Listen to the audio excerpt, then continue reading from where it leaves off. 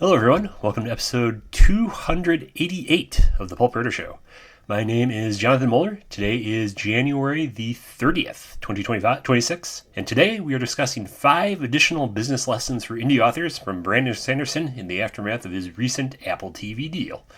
Before we get into that, we will have a coupon of the week and an update on my current writing and publishing progress.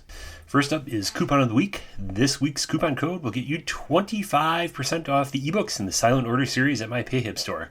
And that coupon code is Calaskar25, Calaskar25.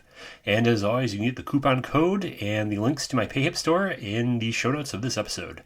And this coupon code will be valid through February the 9th, 2026. So if you need a new science fiction ebook to read for this winter, we have got you covered. And now for an update on my current writing and publishing projects. Now that Blade of Storms is out and is doing well, thank you all for that. My main project is now Cloak of Summoning, and I am 34,000 words into it as of this recording, which puts me on chapter 6 of 23 in the outline. I think it's probably going to come out in March because February is a short month and Cloak of Summoning is going to be a long book. So hopefully it should come out early in March. I'm also 1,000 words into Blade of Wraiths, which will be the 4th book in my Blades of Ruin epic fantasy series. That will be my main project once Cloak of Summoning is done. So hopefully that will come out in probably April or thereabouts. In audiobook news, recording is very nearly completed for Blade of Shadows, the 2nd book in the Blades of Ruin epic fantasy series, and that will be narrated by Brad Wills. And Hollis McCarthy is currently working on the audiobook of Cloak of Titans, and I think she's about halfway through. So hopefully we should have some new audiobooks for you to listen to before much longer. And that is where I'm at with my current writing and publishing projects. Now on to our main topic this week, 5 additional business lessons for indie authors from Brandon Sanderson. And I think it is objectively factual to say that Brandon Sanderson is probably the most successful fantasy author who is currently publishing. Beyond the sheer number of sales, what many find most impressive about what he's achieved is his company, Dragonsteel Entertainment, that he has been able to create. It consists of Kickstarter campaign work, special book editions, a successful convention, merchandising, including an RPG, and a whole slew of other things. Even for authors like me operating on a much smaller scale, there are a few things to learn from his success at publishing and creating a specialized empire. Now, what's amusing is the notes for the show were prepared a couple weeks ago, but a few days ago, news was announced that Brandon Sanderson entered into a licensing deal with Apple TV to produce adaptations based on his Mistborn and Stormlight Archive series.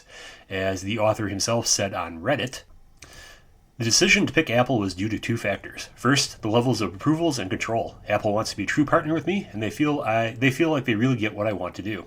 Second, their track record. Apple does fewer things, but higher quality than some other studios. I find virtually everything of theirs I watch is excellent and creator-driven.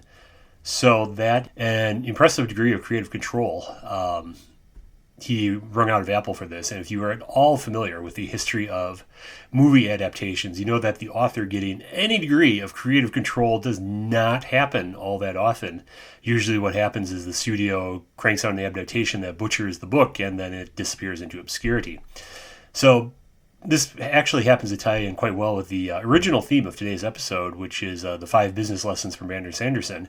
And he was able to reach this level of success by following these 5 business lessons consistently over a period of decades. So we will go into that now. Number 1, find a way to meet fan demand and find gaps in the market. Sanderson was ahead of traditional publishing when it came to responding to fan requests for high-quality letterbound or other enhanced special editions. By focusing on this gap in the market, he was able to meet a need expressed by his most passionate fans and get an additional round of sales from existing customers who already have the mass-market paperbacks or ebook versions. Even in an age with ebooks and audiobooks, physical copies are still important to many readers, partly because they can't be deleted off your e-reader. And this is even more true of special editions that have been gifted or displayed like decor. He further cemented the respect of his fans by spending a great deal of time and effort adding elaborate details like gilding and full-color illustrations to the premium editions. He listened to fan demand and exceeded their expectations without pricing out or alienating fans by only offering the premium versions. It has also long been a complaint of readers that they can't buy bundles of the physical book, ebook, and audiobook at the same time. There's a wide variety of reasons it's not easy or even possible to bundle these formats together, but Brandon Sanderson found a way to make it work with books from his largest Kickstarter campaign because he was controlling the production of all three formats. He found a gap in the market by addressing this need and made fans feel like they're getting a more complete experience by getting the formats all at once. Number 2, take advantage of an opportunity. One of the most surprising part of Brandon's largest Kickstarter campaign is how one of the secret project books, Trusts of the Emerald Sea, took off on Book Talk and became popular with readers who haven't read other Brandon Sanderson or even fantasy books before. Trust also gave potential readers who are intimidated by how prolific he is and how long and interconnected the books in his series are a chance to try his writing in a less intimidating way. Dragonsteel responded to this development by commissioning a special edition of Tress, Mistborn, The Emperor's Soul, and a Sanderson starter pack on the TikTok shop, which did extremely well. Authors who are prolific would do well to think about entry points in a similar way. What are your starter pack books? How can people feel more comfortable trying out your work and sampling from your books in your different genres? For myself, one way I do this is making the first book in almost all my series perma-free. This gives people a chance to try my work without making a financial commitment, and usually the second book is 99 cents, which is a little bit of a financial commitment, but not very much. And if someone has read the first 2 books in the series, odds are they are probably going to continue on to the full price rest of the series. Number 3, be transparent. Brandon uses weekly update videos and his podcast to update readers on his writing and publishing progress as well as new merchandise releases. If there is a delay or an unexpected development, he can use this outlet to explain what happened in more detail. For example, when there was a delay in the printing of the premium and hardcover Trusts of the Emerald Sea, he posted to Kickstarter, social media, and his weekly video to explain what happened and what Dragonsteel was doing to address it. For myself, I include writing updates at the beginning of each of my podcast episodes and also post updates to my website and Facebook page on a regular basis. He also posts a State of the Sanderson every year on his website and YouTube channel that summarizes the status of his various projects in a more collected form, so more casual fans can catch up on his news there. This level of transparency builds trust with your readers. Some authors hide from failed promises about publishing dates or future books, but it's better to be transparent when something changes than to act like it never happened or keep giving vague answers. For example, very recently I'd hoped Cloak of Summoning was going to come out in February, but like I explained at the start of the episode, it's a long book. February is a short month, and I've got a bunch of stuff to do in February that's not related to writing, so it's probably going to be early March that the book comes out. Number 4, keep creative control. One of the reasons that even during the era of peak streaming, we did not see an adaptation of a Brandon Sanderson book besides Wheel of Time, which doesn't really count because it mostly belongs to Robert Jordan, and the series didn't last long enough to get to the final books in the series that Sanderson authored, was in part because creative control of the work is important to him. He wants to find a production company that respects his work and is at least reasonably faithful to the original books. As anyone who has been disappointed by a show or movie that was created by people unfamiliar with the work or uninterested in following the original plot knows, that is not as simple as a request as you might think. Like in all the books I've read that have had TV or movie adaptations, I think I can think of only 3 adaptations that were better than the original book. Goldfinger, because Goldfinger's plot in the movie made more sense than it did in the book. The Godfather, because the Godfather movie eliminated some unnecessary and frankly weird subplots from the book.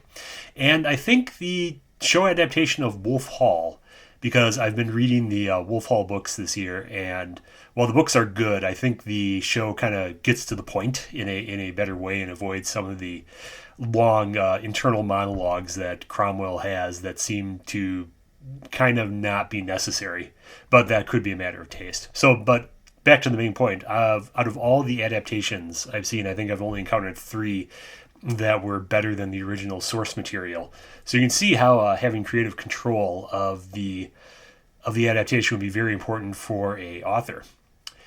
Even though most books will never become movies or shows, keeping as much creative control as possible is extremely important as a writer in general, and indie publishing allows you to do that, which I found has been very useful to me in my writing career, especially after I started doing my own audiobooks, because then I can move the audiobooks to different stores, make bundles of them as I want without having to fight with the rights holder about that.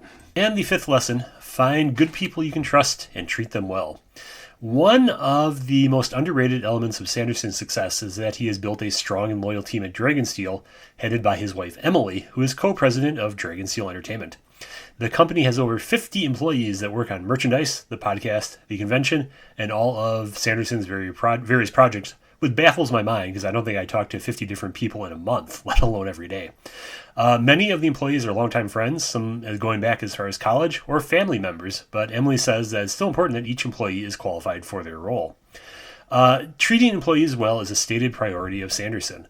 One specific example is how he structures his major annual sale, which is called Light Day, early in November to not take place over the American Thanksgiving holiday, and the Dragonsteel shop has earlier Christmas holiday ordering deadlines than most online stores do, so his employees can have more time off around that holiday. Another example of treating others well is although many people offered to volunteer at the Dragonsteel Nexus convention, he hired temp employees instead. I hope that one of the reasons I've been able to keep employees like a cover designer and narrators for so long is that I try to treat people well. I try to act professionally, not make unreasonable requests, and pay people promptly. You can get away with a lot if you pay people on time as agreed. I'm not saying this is an excuse to act like a jerk. However, you will find that people are much more patient with you and much more willing to accommodate reasonable requests when they know that you will in fact pay on time when they are done. So finally, although you and I may never manage a media empire like Dragonsteel Entertainment, you and I can still learn from Sanderson's success and take lessons and apply them to our own businesses from what he has done well. So that is it for this week. Thank you for listening to The Pulp Writer Show. I hope you found the show useful and interesting. A reminder that you can listen to all the back episodes on https://thepulpwritershow.com. If you enjoyed the podcast, please leave a review on your podcasting platform of choice. Stay safe and stay healthy, and see you all next week.